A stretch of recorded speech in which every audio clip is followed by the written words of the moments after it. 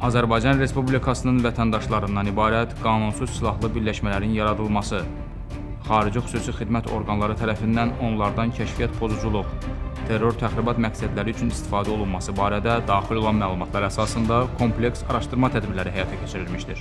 Görülmüş müvafiq tədbirlərlə Azərbaycan Respublikasının hüdudlarından kənarda qanunsuz silahlı birləşmənin fəaliyyətinin təşkili, həmin birləşmənin tərkibində xarici dövlətin rəsmi şəxslərinin güdülməsi və digər cinayət əməllərinin törədilməsinə cəlb edilmiş, özlərini kriminal aləmin nümayəndələri hesab edən Azərbaycan Respublikasının vətəndaşları müəyyənləşdirilərək ifşa olunmuşlar.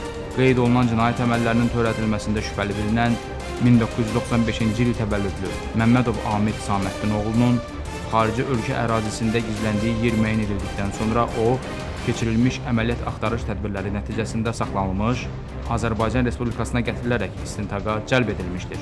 Eləcə də bu cinayətlərin törədilməsində şübhəli bilinən 1997-ci il təvəllüdlü Səfərov Nurlan İlhamoğlu və 1983-cü il təvəllüdlü İsrafilov Edip Nəbioğlu saxlanılaraq cinayət məsuliyyətinə cəlb olunmuşlar.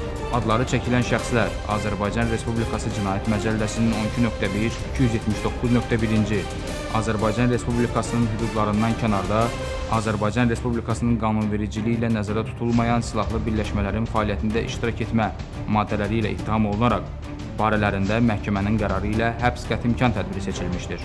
Davam edən tədbirlər və cinayət məsuliyyətinə cəlb edilmiş digər şəxslər barədə ictimaiyyətə əlavə məlumat təqdim ediləcəkdir.